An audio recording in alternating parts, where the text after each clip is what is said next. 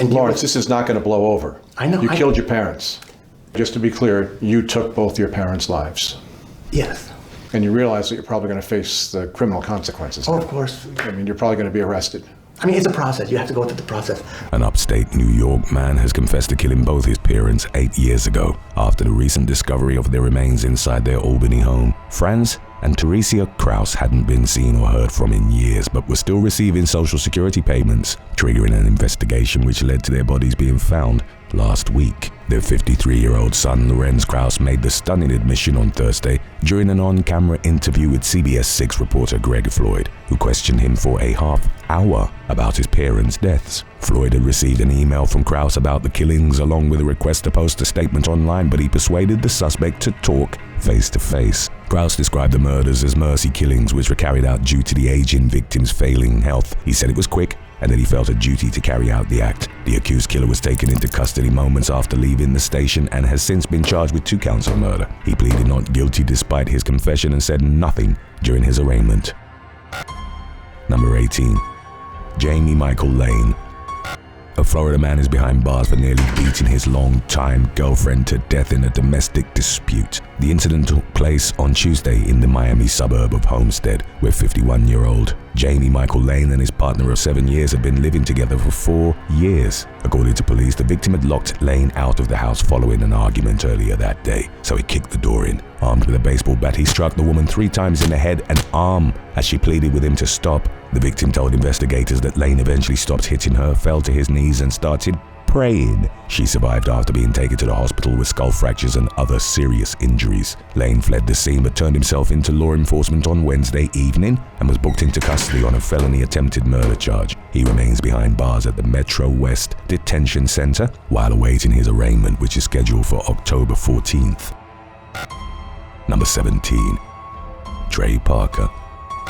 A Missouri man stands accused of killing his best friend for taunting him during an argument over his Kansas City Chiefs sweatshirt. 23-year-old Trey Parker and his friends were getting ready to visit a casino when he and the victim began arguing over the sweatshirt in a parking lot. The men were seen shoving each other before the victim got into the car and asked to be taken to the hospital because he had been stabbed. Parker initially claimed that he had acted in self-defense after the victim swung a knife at him, but he later admitted that he may not have told the truth. Meanwhile, witnesses gave varying versions of events, with Parker's mother implying that her son had been provoked by the victim, who was allegedly wearing the suspect's Chiefs shirt and taunting him. Based on surveillance footage of the incident, investigators concluded that Parker had not acted in a justifiable fashion and arrested him last Monday on suspicion of second-degree murder and armed criminal action. He remains in custody while awaiting a bond hearing, which is scheduled for Tuesday.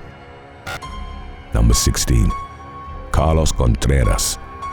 The suspect of a triple shooting in Indiana landed himself in a bind when he attempted to flee down a set of railroad tracks in his vehicle, causing the vehicle to become hopelessly stuck. According to news reports from last week, the pursuit began when Indianapolis officers overheard gunshots while patrolling a large car show. Officers ran toward the sound and found 3 victims suffering from bullet wounds behind a Jimmy John's restaurant. Witnesses identified a fleeing black Dodge Challenger as the suspect's vehicle. The driver, 21-year-old Carlos Contreras, tried to evade law enforcement but became stranded after crashing on some railroad tracks and was arrested shortly thereafter. One of the victims was shot 11 times, but all 3 luckily survived. According to an affidavit, there appeared to be no argument between the parties before the shooter opened fire. Contreras reportedly claimed to have no memory of the incident and refused to speak with police any further. He faces 3 counts of attempted murder, 2 counts of aggravated battery, and 1 count each of battery by means of a deadly weapon, possession of a machine gun, criminal recklessness, and resisting law enforcement.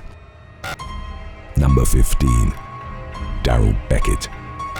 After nearly 2 years on the run, a man accused of shooting 2 former classmates following a high school reunion in Claymont, Delaware, has finally been captured. According to investigators, 41-year-old Chris Gordy was driving along Interstate 95 in Upper Chichester Township, Pennsylvania, when Beckett and his alleged co-conspirator, 37-year-old Ronald Collins, fired more than 40 rounds at the vehicle, killing Gordy and injuring his passenger. Just hours later, Beckett was overheard discussing the crime with a friend, serving a life sentence, whom he had befriended while serving time for a previous attempted murder charge. The accused killer had been released from prison just months prior to the shooting. Collins was arrested 2 months after the shooting, but Beckett managed to elude the authorities, landing him on Pennsylvania's top 10 most wanted fugitives list. He was apprehended last Monday by the U.S. Marshals Service and Pennsylvania State Police after authorities learned that he was hiding out at a residence in Pittsburgh. Beckett faces multiple outstanding charges, including murder,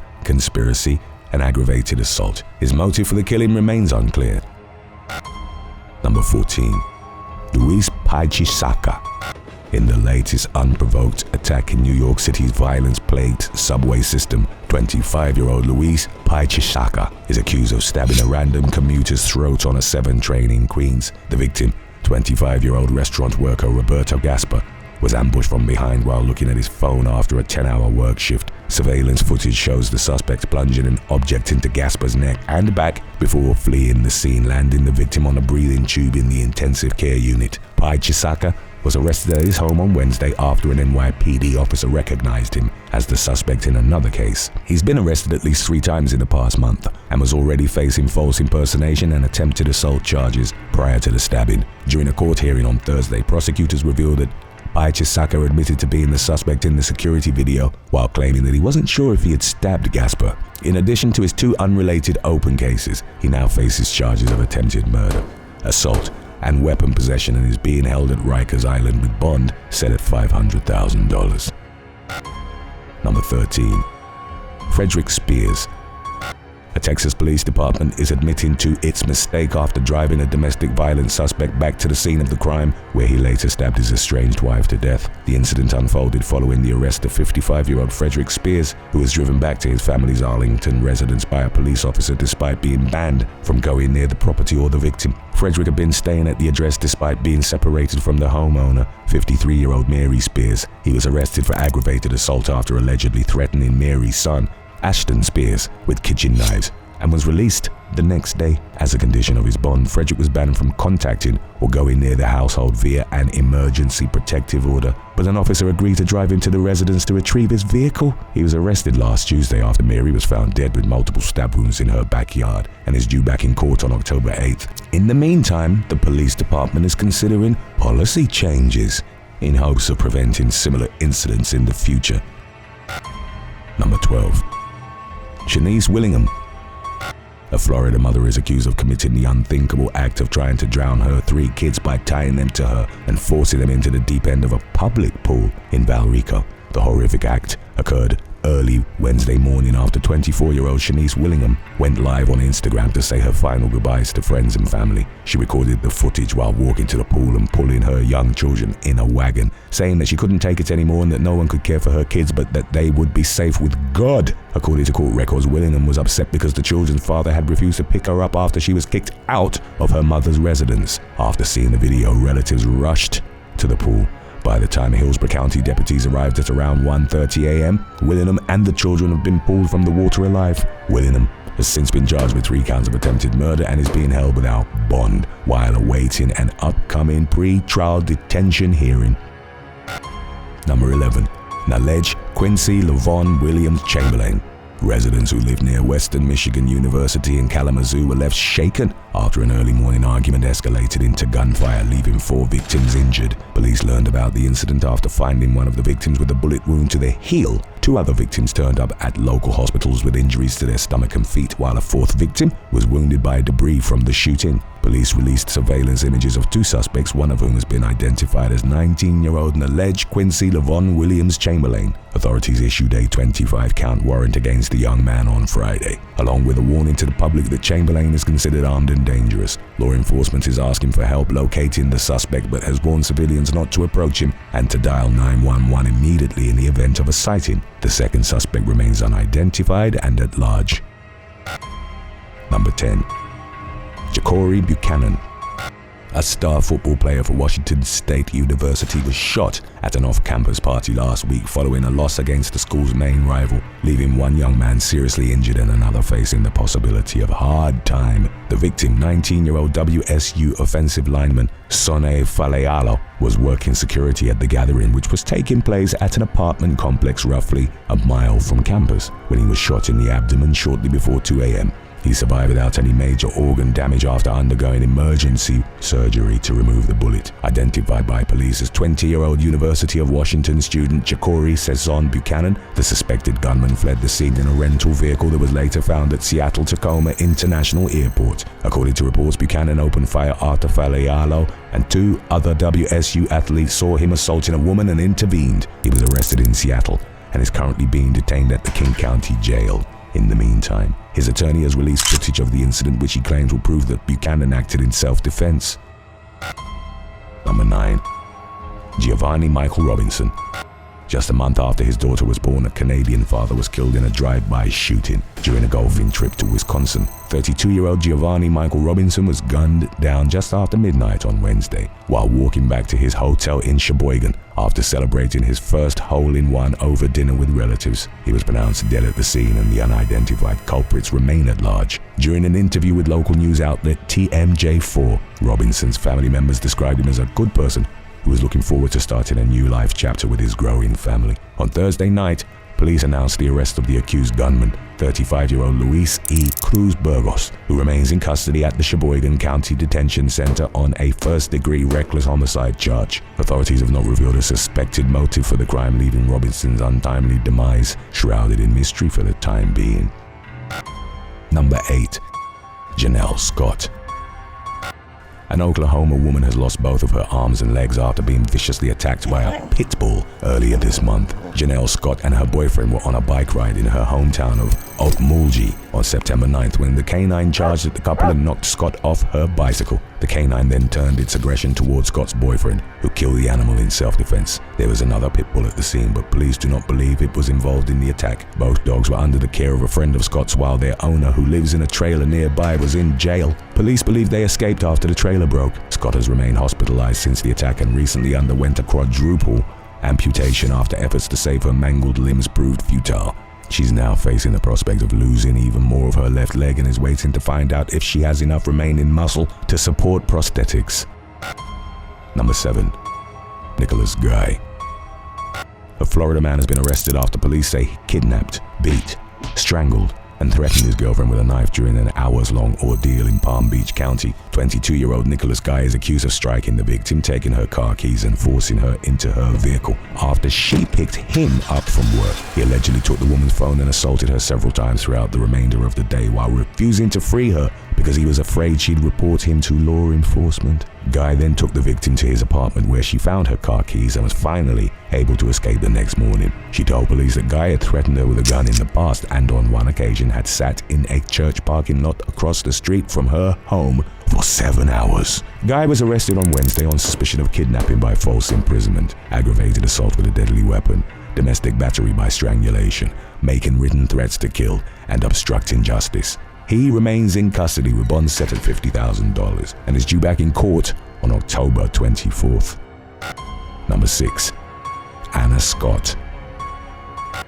A Georgia woman has died after being shot by intruders at her DeKalb County home, and police are on the lookout for 3 suspects who remain at large. 36-year-old Anna Scott succumbed to her injuries after being found with a gunshot wound following the late-night invasion. Home surveillance footage showed one of the suspects ambushing her with an onslaught of bullets right after she pulled into her driveway. Police released still images from the video on Tuesday in hopes that members of the public will help them identify and locate the suspects. Anyone with information is encouraged to contact law enforcement via an anonymous tip line or by texting DKPD to 847411, followed by the tip.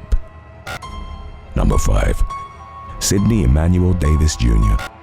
A Michigan father has been arrested for the murder of his estranged wife, who was killed during a child custody exchange outside a Macomb County gas station. According to police, 25-year-old Sidney Emmanuel Davis Jr. beat and stabbed 23-year-old Fatmi Davis to death during the meeting, which took place inside a Meijer convenience store in Shelby Township. The former couple's child was in Fatmi's car during the attack, which occurred in the presence of multiple witnesses. Fatmi was pronounced dead at a nearby hospital, and Davis was arrested last week in the village of Armada after fleeing the crime scene. He remains in custody on a first-degree premeditated murder charge and is due back in court on October 14th. Number 4. Jamir Clarke. Just weeks after he was accused of fighting one of his students, a Florida football coach is facing criminal charges for hitting 3 high schoolers at another school. 29-year-old assistant coach Jamir Clarke was arrested last Monday after getting into the second fight during practice. According to the Broward County Sheriff's Office, the altercation began after Clarke confronted one of the students about a negative online post he had made about someone Clarke knows. The discussion escalated into physical violence when Clarke struck the student, whose teammates retaliated as the first victim fled to safety. A witness later told Local 10 that once Clarke was surrounded, he started throwing punches at everyone, including the student who was trying to break up the fight. Deputies responded to the scene and took Clarke into custody after gaining access to a locked weight room where he was sitting on the floor. He claimed he had acted in self-defense but was charged with 4 counts of child abuse without great bodily harm. Clarke posted a $30,000 bond and was released on an ankle monitor, but has since been fired from his job. Number 3. Daniel Graham. An accused murderer has admitted to killing his most recent victim and claims that he has taken the lives of several others over the last several decades. 41-year-old Daniel Graham is facing a first-degree murder charge for the death of 62-year-old Roxana Joe Kelly, who was killed at a trailer park in Oildale, California in August during a violent fight over an unpaid debt. During a jailhouse interview with NBC affiliate KJET last week, Graham admitted to physically attacking Kelly before going on to say that he doesn't usually treat women that way and that the rest of his victims were males. He claimed that he had killed at least 5 other victims in California and New Mexico and that he committed his first murder at the age of 17. Graham repeatedly described himself as a monster and a beast, while saying that he felt guilty for a few killings but doesn't lose sleep over the others. He said he was talking to reporters in an attempt to exonerate his co-defendant, 42-year-old Misha Allen, who he insists was not present during Kelly's murder. It remains unclear whether Graham will divulge the names of his purported other victims. In the meantime, he remains held without bail amid his ongoing case. Number 2. Mohammad A. H. Muhammad. An Alabama man has pleaded guilty to federal charges for trying to hire a hitman to kill his wife and 6 children. A plumber by trade, 64-year-old Mohammad A. H. Muhammad sought the services of a paid assassin following his arrest for domestic violence in November of 2021 because he believed his family had turned on him. He had been accused of assaulting his adult daughter, and 3 protection from abuse orders had been issued against him in Jefferson County. Muhammad's wife filed for divorce and the suspect continued to stalk the victims over the next few years. During that time, he was arrested for violating protective orders, putting a GPS device on a family member's car, lighting one of the victims' vehicles on fire, and more. He eventually divulged his plans to an undercover federal agent and was arrested in August of 2024. The U.S. Justice Department announced last Wednesday that Muhammad has pleaded guilty to 7 counts of murder for hire. He's currently awaiting sentencing and faces a maximum prison sentence of 10 years for each charge. Number 1. Sinkhole swallows street. A 100-foot wide, 60-foot deep sinkhole swallowed a busy street in Bangkok, Thailand on Wednesday morning after faulty construction caused a nearby subway tunnel to collapse. Caused by a water leak from a burst pipe, the gaping hole opened up in front of a hospital and police station at around 7:15 a.m. during the morning rush hour. Footage of the incident shows pavement, vehicles, and other items being sucked into the hole as water spewed from the broken pipe, causing morning commuters to become stranded in a traffic jam. As the cars closest to the sinkhole cautiously backed away from the scene, the police station was damaged, but the hospital remained safe due to the building's placement underground. Thankfully, no one was injured.